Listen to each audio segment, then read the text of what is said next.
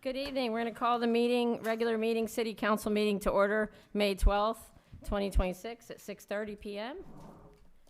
Roll call. Kaylee? Councilmember Richardson? Here. Councilmember Jarms? Here. Councilmember Knight? Here. Councilmember Thompson is absent. Vice Mayor Grimm? Here. Councilmember Stafford? Here. Mayor Marks? Here. We have the invocation pledge allegiance. Councilwoman Darms is going to do that for us.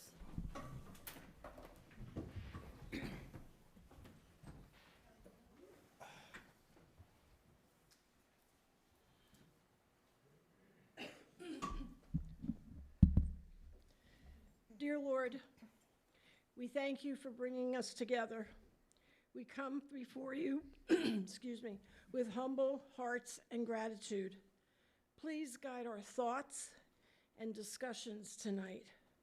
Grant us wisdom, clarity, and unity as we work together for a fruitful outcome, bringing lasting benefits as we seek solutions that serve the greater good.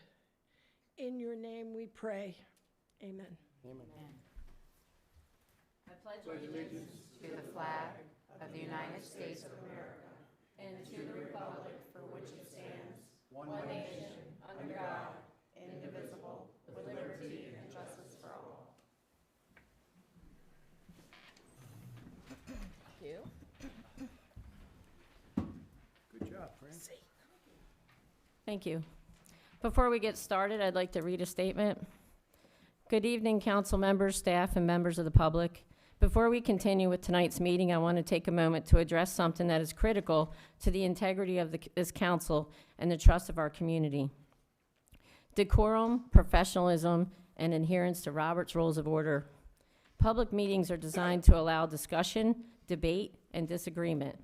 In fact, differing opinions are healthy and necessary in government. But there is a clear difference between debating issues and attacking people. Robert's Rules of Order exist for a reason. It provides a structure that allows every voice to be heard fairly while maintaining order and respect. These rules are not meant to silence anyone. They are meant to protect the meeting from becoming disorderly, personal, or unproductive. When discussions shift from policy to personal attacks, everyone loses. The council loses focus, the public loses confidence, and the important business of serving our residents gets overshadowed by conflict and division. We must remember that disagreement does not give anyone permission to insult, intimidate, or demean another person. Whether comments come from the dais or from the audience, we all share a responsibility to conduct ourselves with civility and respect. As elected officials and engaged citizens, we should model the behavior we want our community to reflect. Listen before reacting, address ideas, not individuals, respect differing viewpoints, allow others to speak without interruption, follow proper procedure through the chair and according to Robert's rules. The purpose of these meetings is not to win against one another. The purpose is to work together, even when we disagree, to make decisions that benefit the community as a whole.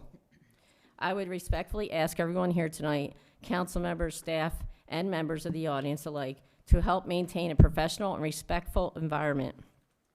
Passion is welcome, strong opinions are welcome, but personal attacks, accusations, and disruptive behavior are not. Remember, this will be everybody's first warning to not disrupt the meeting or the decorum of the meeting in any way, or you will be asked to leave. At the end of the day, every person in this room cares about this city. Even if we have different ideas on how to move forward, let us conduct ourselves in a manner worthy of the public trust we have been given. Thank you. Moving on to number 1, absences, we have none. Number 2, presentations and proclamations. 2A, curb appeal awards, Q1 2026, Joe Ruiz. Good evening, Mayor, City Council, respected members of the public. Joe Ruiz, Development Services Director today with you all. So today we do have the curb appeal program, Q1 winners for 2026. And so curb appeal program, just a quick overview. Really, staff goes around and we have a poll. Where we have a group of people who essentially nominate curb appeal winners, and we vote and we figure out and we collect what areas and what properties, one commercial, one residential, is deserving of this award because of their upkeep of their properties, the landscaping, and just the property maintenance to help keep Orange City beautiful. And so in appreciation with this program, we do present a certificate of award. We do present a $50 gift card. Yard sign is posted on the front of their property, and then it also is announced on the city's website. Fortunately, today, we did get confirmation from both of the winners. They are here today. So what I would do, council, is I'll read off both winners, and then it's probably just easier if you're all just down here, and then you could take both pictures, one with each winner after the presentation. So with us today on the commercial side, our commercial winner is Secure Storage, located at 981 Club Park Loop. Secure Storage was built in 2023 and has exceptionally maintained their original landscaping on-site since. The building design features a clean, modern appearance, including a metal roof with red accents to match their Shield logo and large windows, which offer a peek into the first and second floor storage areas and their signature red doors. Preserved mature trees are accompanied by newer plantings of palms in the perimeter landscaping that frames the site. A variety of drought-tolerant grasses are key to their parking area landscape design, with few crepe myrtles beginning to come back to life as spring inches towards the summer. So today, we want to thank you, Secure Storage, for keeping Orange City beautiful.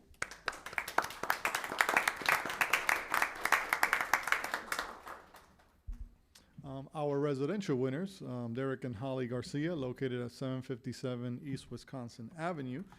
This modern stucco home was built in 2006, nestled among old growth trees. The warm green walls with decorative tan banding provide a cozy, tucked away appearance from the street.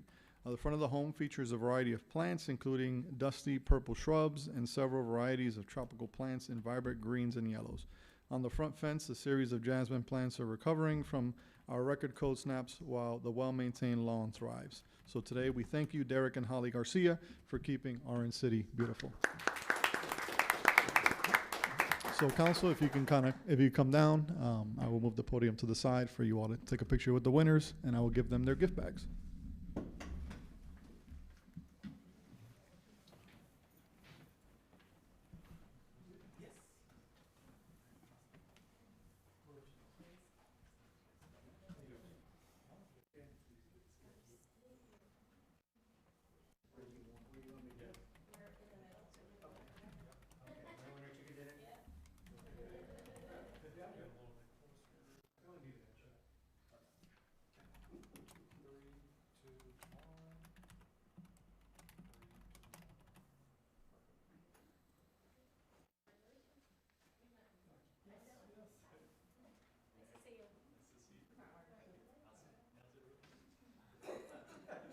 Hi there.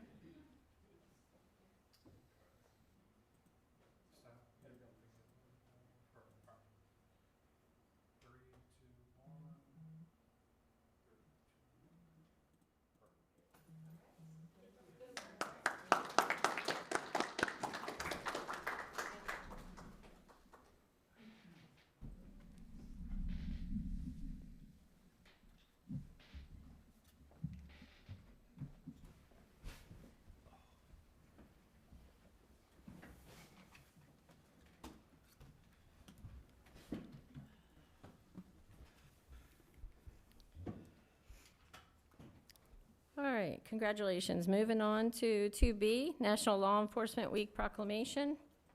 Excuse me. Guess we probably should have stayed down there, huh? The City of Orange City, Florida Proclamation. Whereas the men and women of law enforcement agencies throughout our nation serve with courage, integrity, and dedication to protect the lives, property, and constitutional rights of all citizens. And whereas law enforcement officers work tirelessly each day to preserve public safety, maintain order, prevent crime, and strengthen the quality of life within our communities. And whereas these dedicated professionals often place themselves in harm's way and make tremendous personal sacrifices in the performance of their duties. And whereas it is fitting and proper that we recognize the service and commitment of all federal, state, county, and municipal law enforcement personnel and honor those officers who have lost their lives in the line of duty. And whereas National Law Enforcement Week provides an opportunity for residents to express their gratitude and appreciation for the invaluable contributions law enforcement officers make to our community in each and every day. Now, therefore, I, Kelly Marks, Mayor of the City of Orange City, and on behalf of the City Council, do hereby proclaim the week of May 10th to May 16th, 2026 as National Law Enforcement Week in the City of Orange City, and encourage all residents to join in honoring the dedicated law enforcement officers who faithfully serve and protect our community.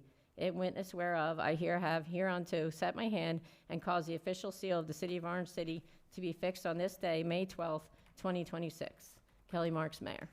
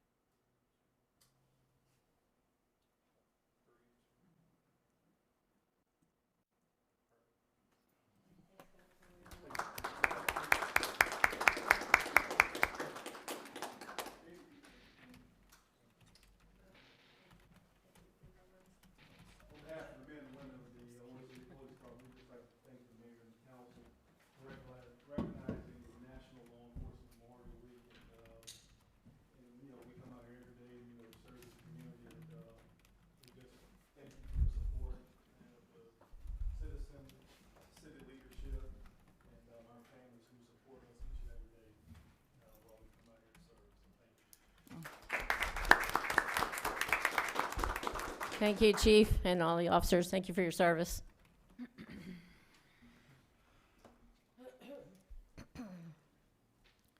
Okay, moving on to 2C, Citizen Budget Input Session. Devlin Moore. Good evening, Devlin Moore, Finance Director. Tonight is the Citizen Budget Input Session for fiscal year 2026-27. The purpose of this session is to encourage public engagement in the budget process, to hear directly from the citizens of the community on what they think should be the priorities in the budget, to gather different perspectives on community needs and concerns and service expectations from the citizens, and to promote transparency in the budget process. And before I turn it back over to you, Madam Mayor, I'd like to just recap the budget schedule for those in audience today. So during your next 3 council meetings, your individual departments are going to give department presentations where they'll have an opportunity to share with you some of the budget needs that they have presented in their draft budget to the city manager. Then on Tuesday, July 14th, you'll receive a budget overview presentation. It'll be relatively in-depth to kind of give you an idea of where we are fiscally and how the ad valorem revenue projections are coming in, all that good stuff. Then on July 28th, City Council will be asked to set the proposed millage rate, which will be the highest millage rate that could be levied as part of the 2026 tax year. On August 17th, there's a budget workshop scheduled. Then on Wednesday, September 9th, the City Council will be asked to set the tentative millage rate and the budget at the first public hearing, and then the second public hearing will be held on Wednesday, September 23rd. So that concludes my presentation. I'll turn it back over to you. I'll sit over here and take notes. Thank you. And give the citizens opportunity to talk. Okay, at this time, we're going to open public comment for the budget input session. Please keep the comments just to the budget at this point. Is there anybody in the audience that would like to comment about the budget or give any input? This is the best time to do it because we're putting it together, and it's always hard when we get comments at the end when we already did it. So we're open to, come on up.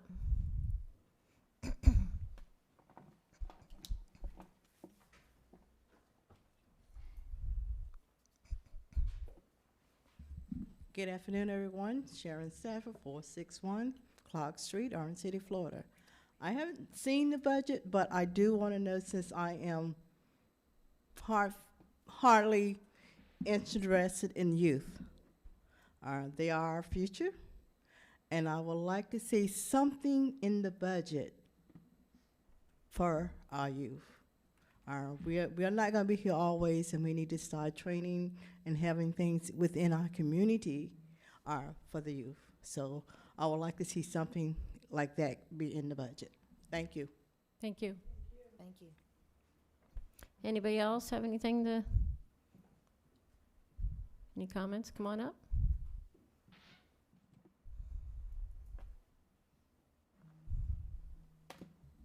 Patrick Murphy, 678 Swan Range Road. I want to talk about infrastructure, being on the ad hoc committee, and encourage the council to find ways to begin the funding for both the fire station and police station. I would say, as a resident, this is something I would pay for, and I think definitely a need. Thank you. Thank you. Anybody else? Come on up. Good evening, Council. Daryl Victor, 244 North Levitt Avenue. Just briefly like to speak about a budget for history, especially signage. It doesn't take a lot of money, but I think it would encourage tourism, education, and build a future for the youth of the city and for the citizens. Thank you. Thank you. Anybody else out there want to make any comments? No? Okay. All right. At this time, we will close the public comment for the input session. Thank you.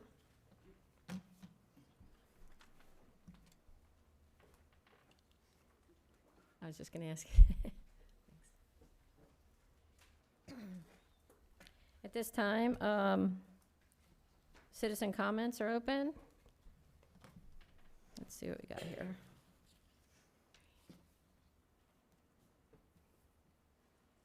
Okay, and it would be Daryl Victor.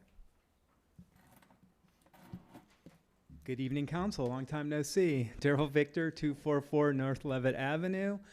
This is just a brief update. I just came over from the Volusia County School Board as I presented last 2 weeks ago, I think it was, about the Helen Thompson, her house on Levitt Avenue.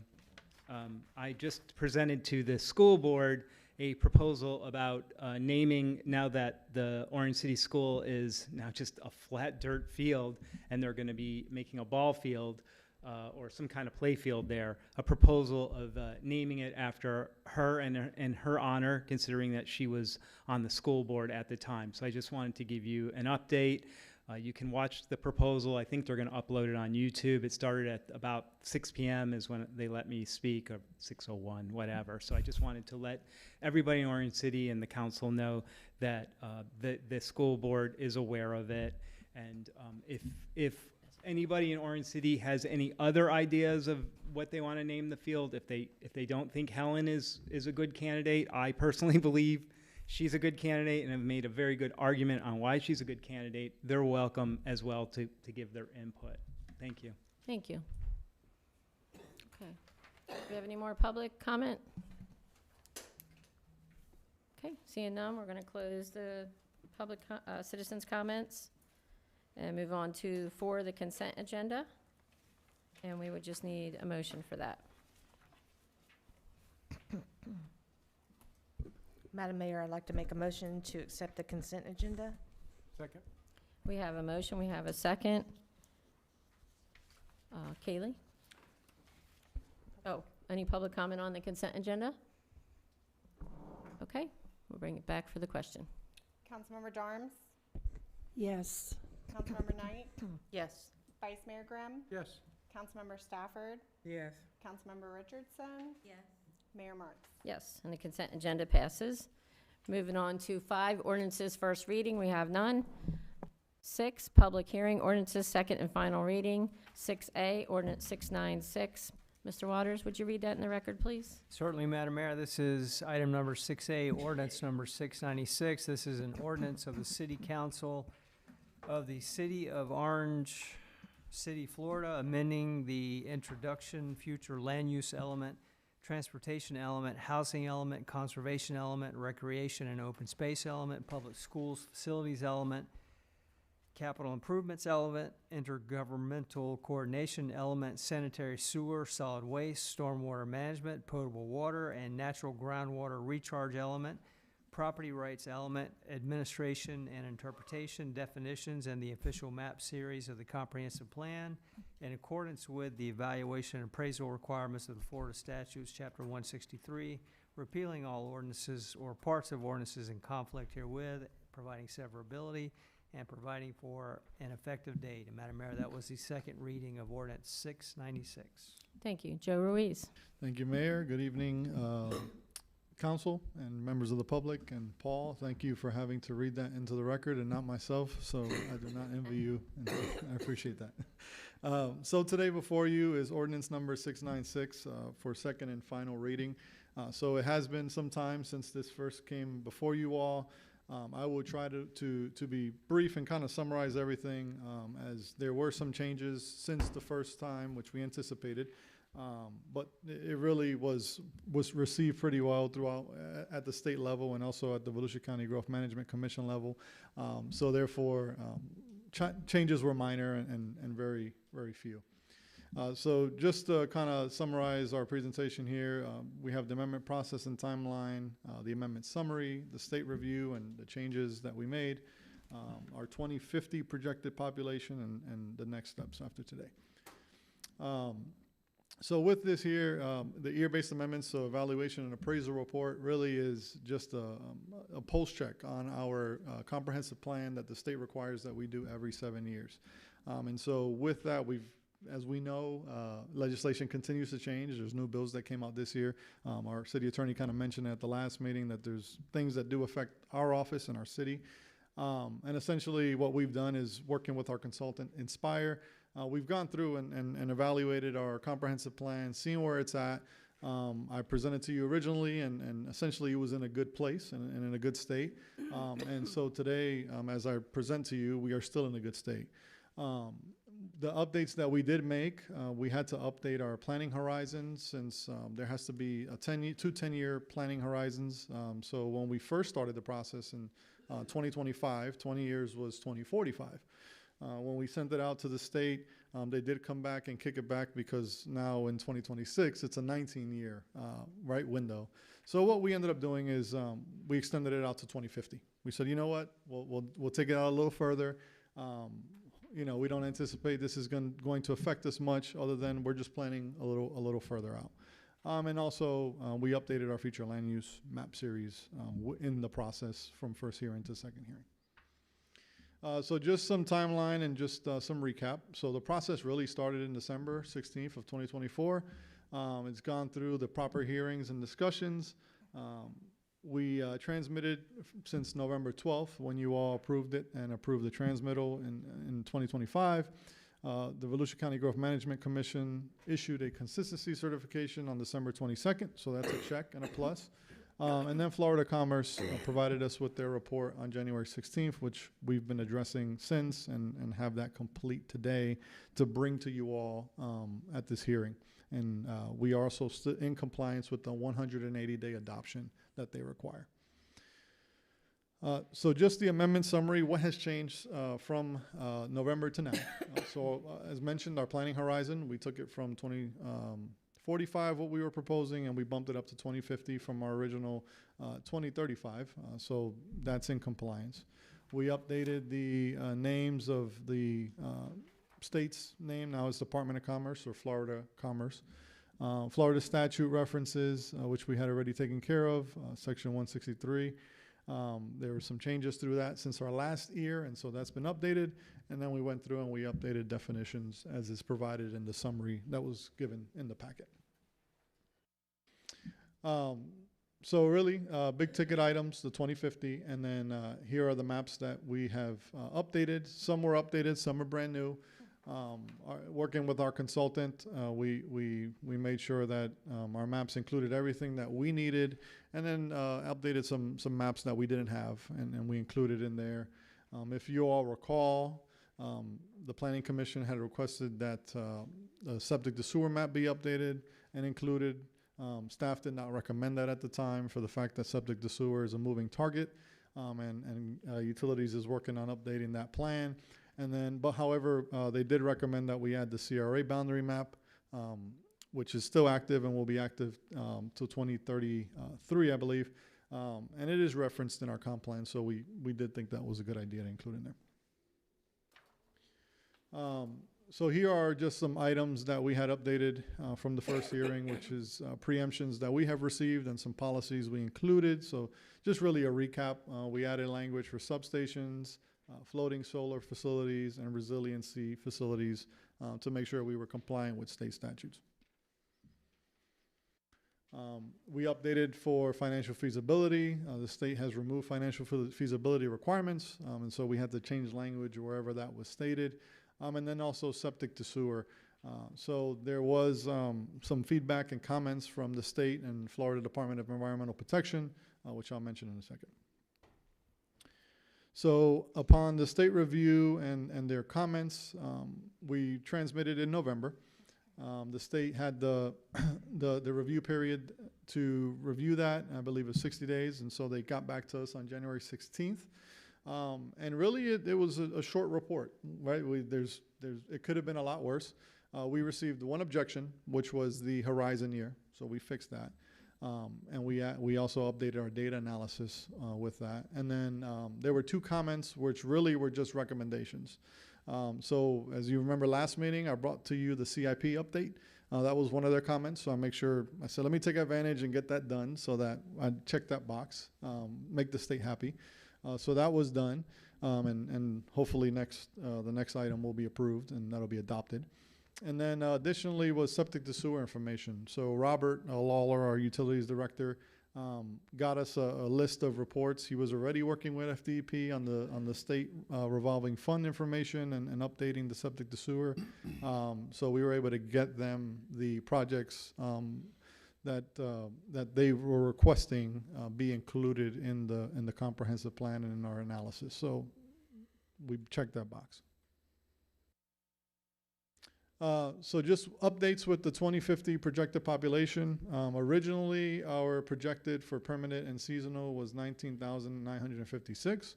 With the change to 2050, that takes us to 20,640.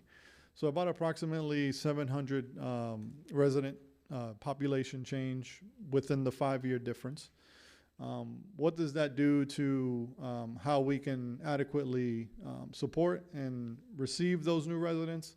Well, in the analysis, there is a state-accepted methodology that has to be done, and the state has to accept the math and the projections that our consultant proposes.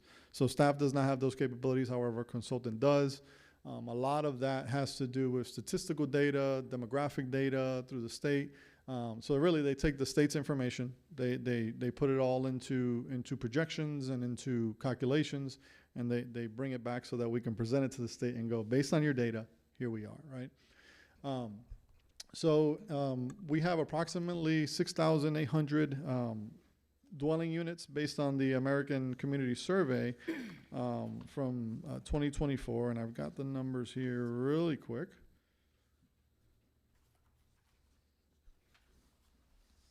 So based on the survey, American Community Survey 2023, 6,961 existing housing units are in our city today. With the 2025 land use needs and the projections, our consultant came up stating that we needed an additional 1,822 housing units by 2050. The great thing is that based on our current allocations for residential land uses, we have almost 5,200 units that we can accommodate from now to 2050. So that we check that box. We can accommodate the 20,000 plus residents that is anticipated by 2050. And also, when we look at resident or non-residential, we're in a good shape. We have a decent amount of non-residential currently. Fortunately, many people come to our city to shop and to do those things. And we also have adequate land allocated for future development for industrial and commercial lands. So our next steps, after adoption, if the city council adopts today, we will send the revised amendment to the state within 10 days, as is required. There's an effective period of 45 days if someone were to challenge to the state our adopted comprehensive plan. And then post that, we also then have to update our land development code within a year for anything that affects it within our comp plan. So it'll have a trickle effect. You'll see us back here with land development code changes in accordance with our comprehensive plan amendments. So today, our staff's recommendation, and hopefully this will take us for another 5.5 years, but we won't have to bring this back. Staff recommends the City Council adopt ordinance number 696 for the year-based amendments to the comprehensive plan with the following actions, which is to authorize, approve, adopt, and authorize staff to transmit the adopted amendments to Florida Commerce or Florida Department of Commerce. Thank you all, and are there any questions? Council, any questions or comments? No? Thank you, Joe. Thank you. Okay, we just need a motion. Madam Mayor, I'll make a motion to adopt ordinance number 696 for the year-based amendments to the comprehensive plan with the following actions: to authorize staff to transmit the adopted amendments to Florida Department of Commerce. A second. We have a motion and we have a second. Any public comment on this? Okay, seeing none, we'll bring it back for the question. Councilmember Knight, Yes. Vice Mayor Grimm, Yes. Councilmember Stafford, Yes. Councilmember Richardson, Yes. Councilmember Darms, Yes. Mayor Marks. Yes, and ordinance number 696 passes at second and final reading. Moving on to 6B, ordinance number 700. Mr. Waters? Thank you. This is ordinance number 700. This is an ordinance of the City Council of the City of Orange City, Florida, updating the 5-year schedule of capital improvements for fiscal years 25 and 26 through 29 and 30, repealing all ordinances or parts of ordinances in conflict herewith, providing for severability, and providing for an effective date. And that was the second reading, Madam Mayor. Thank you. Joe Ruiz again. Yes, good evening, Mayor, City Council, members of the public. Joe Ruiz, Development Services Director. So today, really, there are no changes to ordinance number 700. Staff recommends that the City Council adopt it here at second hearing, and also authorize us to transmit that together with the EAR to the state for compliance. Thank you. Any questions or comments from the council on this? Okay. Any public comment on this? Oh, okay. We need a motion. I'd like to make a motion to approve ordinance number 700 at second and final reading and authorize staff to transmit to the state for compliance. Second. We have a motion. Have we second? No public comment on this. We'll bring it back for the question. Vice Mayor Grimm, Yes. Councilmember Stafford, Yes. Councilmember Richardson, Yes. Councilmember Darms, Yes. Councilmember Knight, Yes. Mayor Marks. Yes, and ordinance number 700 passes. Moving on to 7, resolutions. We have none. Number 8A, discussions and action. 8A, good citizenship selection 2026, second quarter. And it looks like it's not Joe Ruiz. Good evening, Mayor, City Council members, Justin Valley Joe, Public Information Officer. Tonight I'm here to discuss the good citizenship nominations for the second quarter of 2026. Use a clicker. Really, in a nutshell, the purpose of the good citizenship, I'm sorry, I gotta move this up. Really, the purpose of the Good Citizenship Award is to recognize those individuals, groups, or couples who really demonstrate outstanding volunteer service, and they help continue to make Orange City a great place to live, work, and play. So really, we have our general guidelines, and it's nominations. They can be accepted throughout the year. It can go to individuals, couples, groups, and organizations that are all eligible to be nominated. Nominees can only win once per calendar year, and they're reviewed on a quarterly basis, which is why I'm here tonight. And the council can select as many nominations as they would like as well. They're not limited to just one nomination. And elected officials are not eligible to receive the award. So our criteria, we look for those individuals who they demonstrate outstanding volunteer service to Orange City. They make a positive impact on other residents and community members. They work well with others to improve Orange City. Like I said, we're looking for those who they continue to make Orange City a great place to live, work, and play. And they also demonstrate honesty, integrity, and service to our community. So tonight we have 2 nominations. We have Sandy Schatz and Denise Daly Dwyer. Miss Sandy, she founded and operates Sherry and Tim Houses of Hope, supporting individuals facing medical, mental, and financial challenges. She's organized community food distribution events and helping serve over 500 families while coordinating those volunteers. She mentors and supports residents through outreach, fellowship, and faith-based guidance. She helped residents navigate medical coverage and connect with the needed resources for that. And she's known for her honesty, compassion, and selfless service to individuals and those families in need. So Denise Daly Dwyer mentors local youth through Broadway Dreams Dance, teaching confidence, discipline, teamwork, and respect. She's created a safe and inclusive and supportive environment for those children and families. She regularly provides one-on-one mentorship and guidance to students facing personal challenges. Through performance and community events, she brings together those students, families, and staff while promoting community pride as well. Her leadership and dedication have helped young people build confidence and positive values and strong character as well. So for tonight, really the city council they decide if they would like to select a recipient or both for the Good Citizenship Award.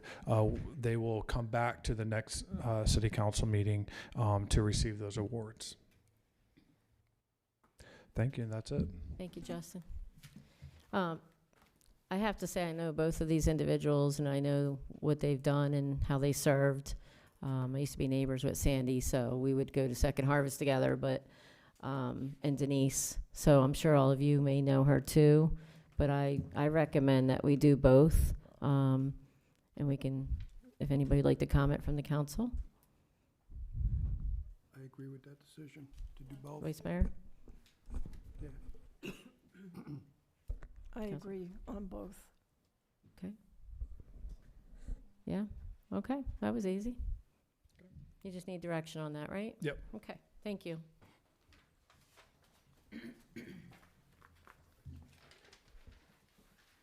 Okay, moving on to 9 reports. City Manager?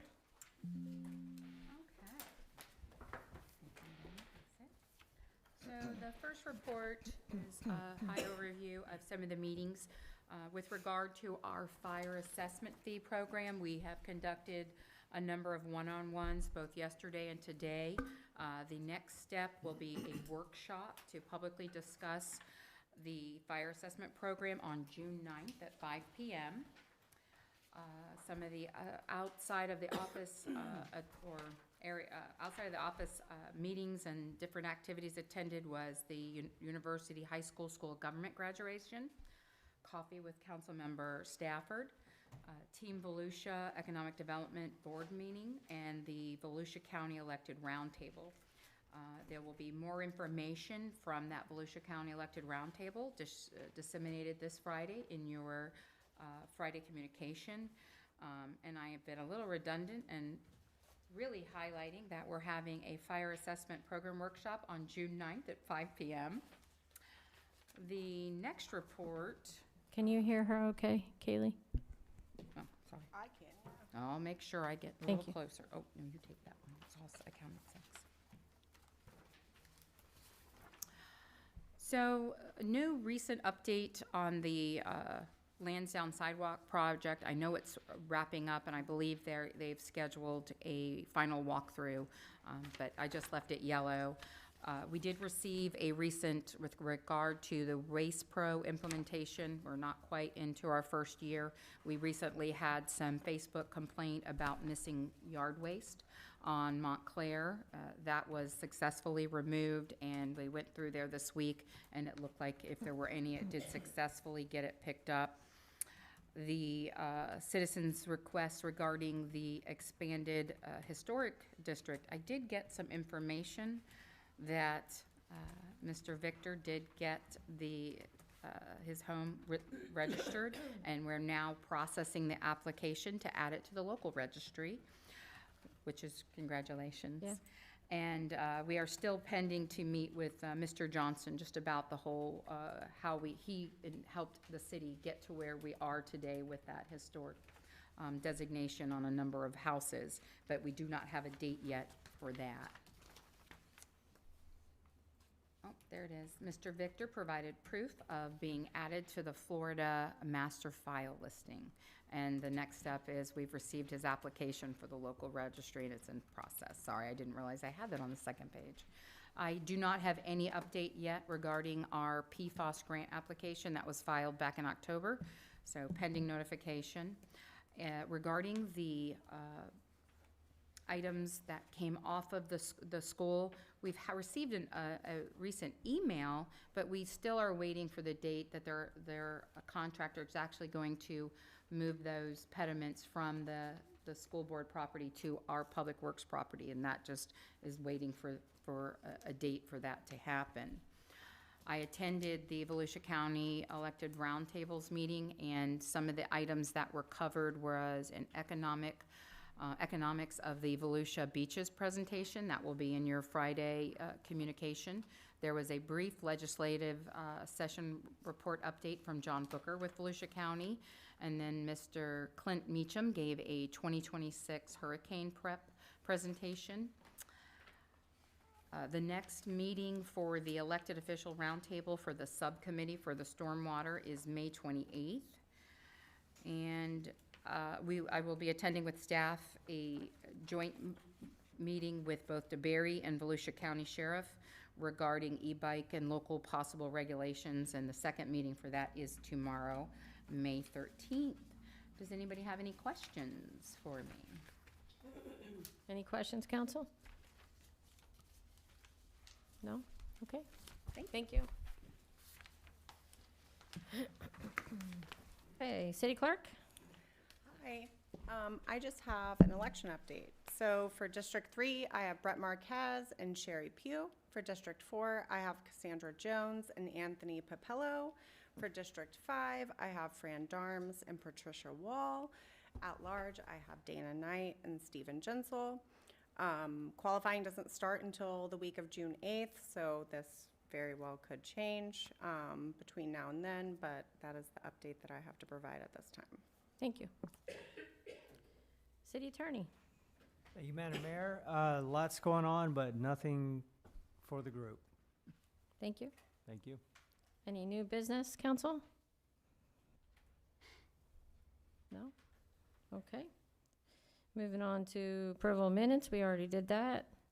Council and mayor's comments. Vice Mayor, you got anything?